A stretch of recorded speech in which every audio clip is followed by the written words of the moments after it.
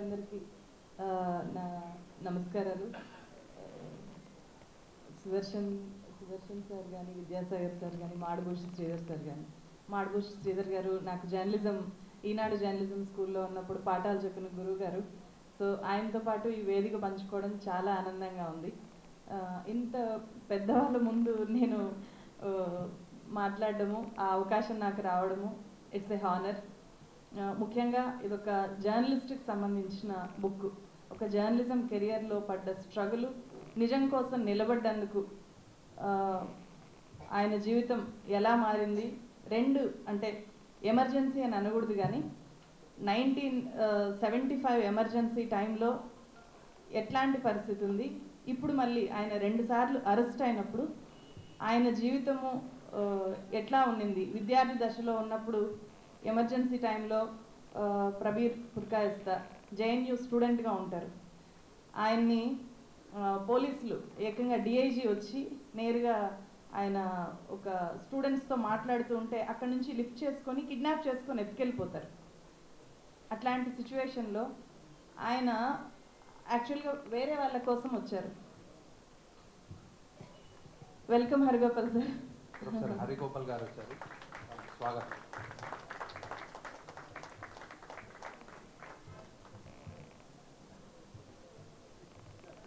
Yes sir, thank you. 1975లో జేఎన్యూలో ఒక యాక్టివ్ స్టూడెంట్గా ఉన్నప్పుడు ఆ స్టూడెంట్ అసోసియేషన్ ప్రెసిడెంట్ కోసము వెతుకుతూ ఉంటారు. అప్పుడు ఆయన వాళ్ళ మధ్యలో ఈయన కనిపిస్తారు. నీ పేరేంటి అని అడిగి వెంటనే అక్కడి నుంచి కిడ్నాప్ చేసుకొని వెళ్ళిపోయిన తర్వాత 1 year పాటు ఇతను కాదు ప్రబీర్ పుర్కాయస్తా జేఎన్యూ ప్రెసిడెంట్ కాదు అప్పుడు, అయినా సరే డిటెన్షన్లో ఉంటాడు. సో ఆ తర్వాత మళ్ళీ సేమ్ మొన్న 2023 అక్టోబర్లో మళ్ళీ ఆయన ఇంటికి న్యూస్ క్లిక్ మీద రైడ్స్ జరిగినప్పుడు పొద్దున్నే ఆయన ఇంట్లో ఉన్నప్పుడు వచ్చారు. ఎన్ఫోర్స్మెంట్ ఆఫీసర్స్ వచ్చినప్పుడు వాళ్ళ ఇంట్లో వెతకడానికి ఏమీ లేదు. అయినా సరే వీళ్ళు చేసిన ఆ స్టోరీలన్నీ వాళ్ళు డివిడీలోకి మార్చుకోవడము, ట్రాన్స్ఫర్ చేసుకోవడము, ఈ ప్రక్రియకే 5 రోజుల పాటు, అది ఒక ప్రైవేట్ వ్యక్తుల ఇంట్లో జరిగిన అతిపెద్ద సోదాగా ఒక రికార్డు క్రియేట్ చేసింది. అంత పెద్ద అటాక్ జరిగింది. అయినా సరే అంటే అప్పట్లో ఎమర్జెన్సీ టైంని ఈ మధ్య కాలంలో న్యూస్ క్లిక్ మీద జరిగిన దాడిని మనం కంపేర్ చేస్తే, మనం ఇప్పుడు 60లో 70లో ఉన్న ఏ యాక్టివిస్ట్ని లేకపోతే మాజీ జర్నలిస్ట్ని కదిలిస్తే చాలు ఎమర్జెన్సీ రోజుల్లో వాళ్ళ అనుభవాల్ని, వాళ్ళు చదివిన వార్తలని గురించి చెప్తూ ఉంటారు, వాళ్ళు చేసిన ఫైట్ గురించి.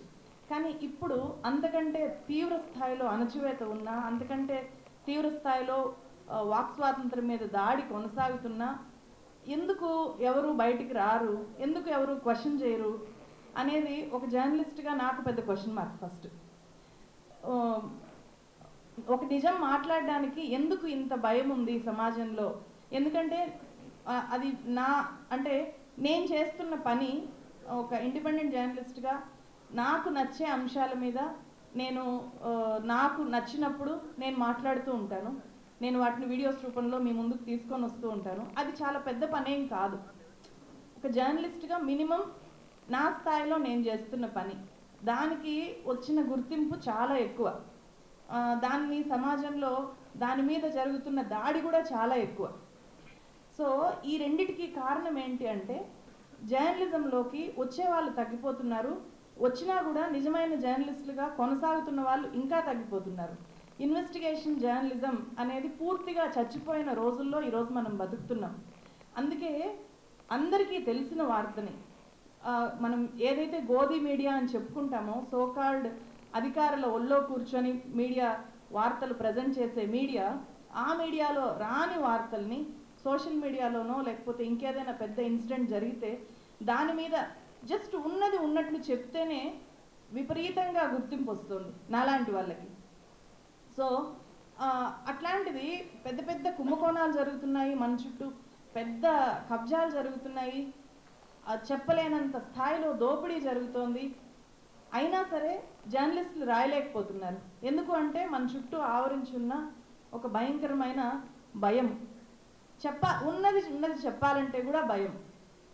సో అట్లాంటి భయాన్ని తట్టుకొని ఈరోజు న్యూస్ క్లిక్ లాంటి చిన్న చిన్న వెబ్సైట్స్, చిన్న చిన్న మీడియా సంస్థలు, అవన్నీ కూడా చాలా చిన్న చిన్నవి, వాటి వెనుక పెద్ద ఫండింగ్ ఉండదు. న్యూస్ క్లిక్, వైర్, క్వింట్ లాంటివన్నీ ఇప్పటికీ జనం దగ్గర నుంచి వాళ్ళు చందాలు అడిగి నడుపుతున్న పరిస్థితి. నేను కూడా అంతే, జనమిచ్చే ఫండ్తోనే ఇప్పటికీ కొనసాగుతున్నాను. రీసెంట్గా జరిగిన ఎలక్షన్స్లో అన్ని రాజకీయ పార్టీలు నన్ను అప్రోచ్ అయ్యాయి, మాకు పనిచేయండి అని చెప్పి. ఇప్పుడు ఏపీలో కూడా అంతే, ఏపీలో ఉన్న అన్ని రాజకీయ పార్టీలు అప్రోచ్ అయ్యాయి, మా కోసం పనిచేయండి, మీకేం కావాలన్నా మేము చూసుకుంటాము అని చెప్పి. కానీ ఇప్పుడు ఒకరిద్దరు నిలబడితేనే ఇంత ఎక్కువ, అంటే వాళ్ళ చేతిలో పెద్ద పెద్ద మీడియా సంస్థలు ఉంటాయి, పెద్ద పెద్ద వెబ్సైట్స్ని నడుపుతుంటారు, కోట్ల రూపాయలు, వందల కోట్ల రూపాయల సంస్థల్ని పెట్టుకున్నా కూడా నిజం మాట్లాడే వాళ్ళ చుట్టూ పదే పదే తిరుగుతున్నారు. అంటే అది నిజానికి ఉన్న ధైర్యం. ఎందుకంటే ఆ సంస్థల్లో, ఆ పత్రికల్లో, ఆ మీడియా ఛానల్స్లో చూపించిన జనం నమ్మరు, ఇలాంటి జర్నలిస్టు మన గురించి చెప్తే నమ్ముతారు అనేది వాళ్ళకి తెలుసు కాబట్టి నా దగ్గరకు వస్తున్నారు. సో జనమిచ్చే డబ్బులతో పనిచేసే నేను ఖచ్చితంగా అమ్ముడు పోను అనే మాట వాళ్ళకి అప్పుడు చెప్తున్నాను, ఇప్పుడు చెప్తున్నాను, మళ్ళీ అదే చెప్తూ ఉంటాను. అలా నిలబడగలిగే జర్నలిస్టులని తయారు చేసుకోగలగాలి. జర్నలిజంలో చాలా చాలా స్పేస్ ఉంది. నాకేమనిపిస్తుంటుందంటే ఎమర్జెన్సీ టైంలో కానీ, లేకపోతే 2014కి ముందు ఎప్పుడైతే విద్యార్థి రాజకీయాలు, కాలేజెస్లో ఎలక్షన్ సిస్టమ్ అనేది చాలా యాక్టివ్గా ఉన్నదో, అప్పుడు వెంటనే ప్రభుత్వాలు ఒక డెసిషన్ తీసుకుంటే వెంటనే రియాక్షన్ స్టూడెంట్స్ నుంచి వచ్చినప్పుడు మిగిలిన సమాజం కూడా చాలా యాక్టివ్గా స్పందించేది. అప్పుడు చాలా ధైర్యం ఆటోమేటిక్గా వచ్చేది. సో ఎప్పుడైతే స్టూడెంట్ పాలిటిక్స్ చచ్చుబడిపోయాయో, స్టూడెంట్ పాలిటిక్స్ చేయకుండా వాళ్ళని ఐటీ సెల్లుల్లోకి చేర్చేసుకోవడము, పాలిటిక్స్ అంటే ఇప్పుడు ఈరోజు ఐటీ సెల్లుల్లో వర్క్ చేయడము, వాట్సాప్ యూనివర్సిటీల కోసం వర్క్ చేయడమే పాలిటిక్స్. అన్ని పార్టీలకి ఐటీ సెల్లు ఉన్నాయి, నేను ఇక్కడ బీజేపీకి మాత్రమే ఉందని చెప్పట్లేదు. ప్రతి పార్టీ కూడా ఐటీ సెల్లో ఒక ట్రోల్ ముఠాల్ని తయారు చేస్తుంది. వాటిలో వాళ్ళకి ఉపాధి కల్పించడమే ఈరోజు విద్యార్థులు చేస్తున్న, లేకపోతే మన దేశంలో యువత చేస్తున్న రాజకీయాలాగా మారిపోయింది. అంతేగాని యువతకి మాకేం కావాలి అని క్వశ్చన్ చేసే తత్వము అనేది రోజు రోజుకి పోతోంది. నేను నమ్మిన పార్టీలు, నేను మోస్తున్న పార్టీ నాకు